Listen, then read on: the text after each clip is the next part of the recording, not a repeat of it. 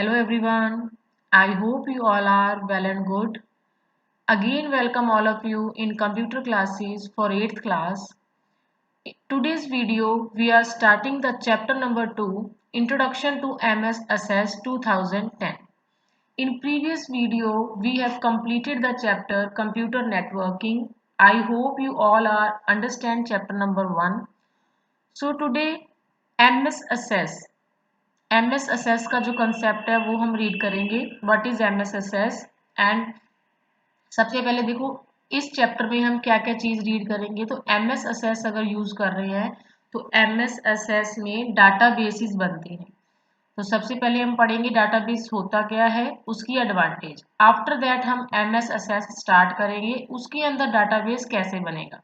तो particularly MS Access एक क्या है बेटा, सॉफ्टवेयर है आपके पास जिसके अंदर आप डाटाबेसेस को क्रिएट करते हो.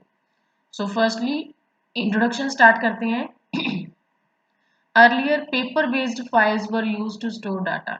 एज यू ऑल नो, पहले क्या होता था, कोई भी डाटा स्टोर करने के लिए पेपर बेस्ड फाइल्स तैयार की जाती थी. मतलब एक रजिस्टर में पेजेस के ऊपर डाटे को तैयार किया जाता था, रिकॉर्ड मेंटेन किया जाता था. But this system had various drawback. But इस सिस्टम में बहुत सारी ड्रॉबैक थी. किस तरह की, कभी भी वो डाटा डैमेज हो सकता था, पेज टीयर हो जाए, पेज के ऊपर पानी गिर जाए, किसी भी तरह का वो डैमेज हो सकता था. एडिटिंग प्रॉब्लम, मान लो आपको कोई डाटा एडिट करना है, किसी का एड्रेस चेंज हो गया, किसी का फोन नंबर चेंज हो गया, तो पहले तो वो डाटा ढूंढना. मान लो आपके पास 5-6 रजिस्टर हैं डाटे के, कौन से रजिस्टर में किसका डाटा था, किस नंबर पे डाटा था, तो ये ढूंढना. डाटा रेपिटेशन, कई बार आपको पता नहीं लगता भी आप पहले उस बच्चे को एंटर कर चुके हो, अगेन वही बच्चा दोबारा फिर 1 साल बाद हटने के बाद हमारे स्कूल में वापस आ गया, तो डाटे की रेपिटेशन हो जाती है. अगेन एंड अगेन वही बच्चा हम न्यू नंबर के ऊपर एंटर कर देते हैं. तो इस तरह से इसको मैनेज करना डिफिकल्ट होता है जब पेपर बेस्ड हम काम करते हैं. Retrieving data from file based system was very tedious and time consuming. तो इस तरह से पेपर फाइल्स पेजेस में से डाटे को रिट्रीव करना बहुत ही डिफिकल्ट है और बहुत ही ज़्यादा टाइम वेस्ट होता है इसमें. इस प्रॉब्लम को कम करने के लिए फाइल बेस्ड सिस्टम आए हैं जिसको हम कहते हैं computerised database system. File based की जो प्रॉब्लम थी उसको ओवरकम करने के लिए डाटाबेस किस पे बनता है, कंप्यूटर में बनता है, फाइल्स में पेपर्स पे नहीं बनता. और कब इंट्रोड्यूस हुआ, 1960 में. डाटाबेस अब क्या होता है, आप सबके माइंड में होगा मैम डाटाबेस क्या होता है. Database implies that organizing the data in a manner which helps to store and retrieve a large amount of data efficiently. Large amount, बहुत बड़े डाटे को स्टोर करना और उसमें से डाटे को रिट्रीव करना, मतलब कुछ आपको ढूंढना उसमें से, तो वो वेरी एफिशिएंटली होता है किसके अंदर, डाटाबेस के अंदर. डाटाबेस बहुत ही पुराना कंसेप्ट है to maintain the records in a conventional file oriented data collection system. जब हम फाइल्स में उस डाटे को बनाते हैं होता वो भी डाटाबेस है, बट वो डिफरेंस क्या है, वो फाइल्स के ऊपर होता है एंड नाउ कंप्यूटर्स के ऊपर डाटा कलेक्ट होने लग गया. Computerized data collection and manipulation system have replaced the conventional record keeping system by using application program. देखो जो files, conventional file oriented data था ना जो, उसको रिप्लेस किसने कर दिया, कंप्यूटराइज्ड डाटा कलेक्शन ने. The various components of computerized database system have a logical relationship that helps in accessing data easily. आपको एक एग्जांपल देती हूँ. मान लो हमारे कंप्यूटर में एक टेबल है स्टूडेंट रिकॉर्ड, एक टेबल है स्टूडेंट्स का जो एकेडमिक रिकॉर्ड है जिसमें स्टूडेंट्स ने क्या क्या सब्जेक्ट रखे हैं, गेम्स कौन सी रखी हैं, उनकी हैबिट्स क्या हैं, एनीथिंग. अगर मान लो दोनों तीनों टेबल आपस में कनेक्टेड है तो हम इजीली ये फाइंड आउट कर सकते हैं उस बच्चे का पूरा बायोडाटा रिट्रीव करना है हमें जिस बच्चे ने गेम क्रिकेट रखी है या फुटबॉल रखी है.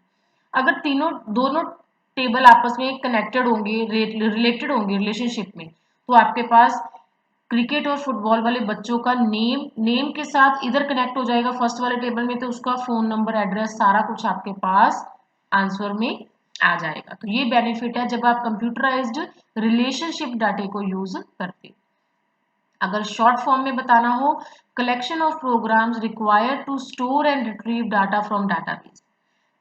इतने सारे प्रोग्राम्स की कलेक्शन होती है जिसमें आप डाटा स्टोर करते हो, डाटे को रिट्रीव करते हो डाटाबेस से, that is called DBMS, database management system. I hope database समझ में आया होगा। Now there are two types of database. Database two types की होती है, flat file database and relational database. Flat file का मतलब ये ऐसा डाटाबेस है जिसमें रिकॉर्ड्स तो होते हैं but small number of fields होती है। छोटे रिकॉर्ड्स को जब बनाना होता है तो हम फ्लैट फाइल डाटाबेस यूज करते हैं। इसकी एग्जांपल देनी हो तो एम एस एक्सेल। आपने प्रीवियस क्लास में एम एस एक्सेल के बारे में पढ़ा होगा। This is the part of M S Office. इसमें रोज एंड कॉलम्स होते हैं जिसमें आप डाटे को स्टोर करते हो। रिलेशनल डाटाबेस क्या होता है?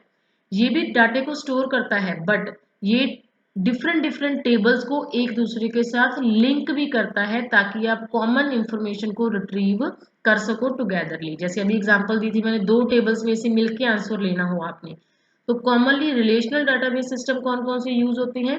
Microsoft access, Microsoft sequel, structured query language जिसको कहते हैं, ओरेकल एटसेट्रा।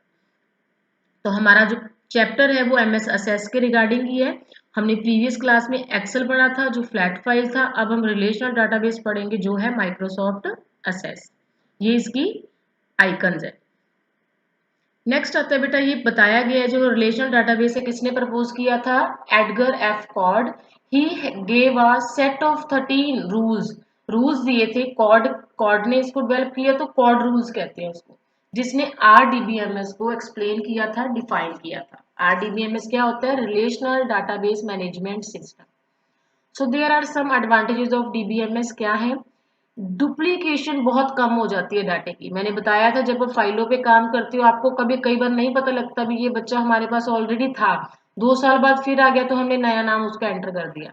बट जब कंप्यूटराइज्ड होता है तो जब भी हम उस बच्चे का name, data, phone number fill करते हैं तो वो अपने आप ही मैसेज आ जाता है, this is a duplicate data, आपने ऑलरेडी इस डाटे को एंटर किया हुआ है। तो जब डुप्लीकेशन रुक जाएगी तो डाटे की स्टोरेज है जो स्टोरेज स्पेस भी आपकी बच जाएगी। आपको एक्स्ट्रा डाटा सेव करने की परमिशन देता ही नहीं है वो जो डुप्लीकेट डाटा होता है, तो आपकी स्टोरेज स्पेस भी बचती है। All the users are provided with some access rights और प्रिविलेज एंड परमिशन। इसमें जो जो पर्सन उस डाटाबेस को यूज कर सकते हैं उनको कुछ ना कुछ परमिशंस दी जाती हैं, वो उसी परमिशंस के ऊपर ही काम कर सकते हैं, सारे डाटाबेस को यूज नहीं कर सकते। तो इस तरह से आपका डाटाबेस सिक्योर हो गया। The files can be easily updated whenever any changes are being made।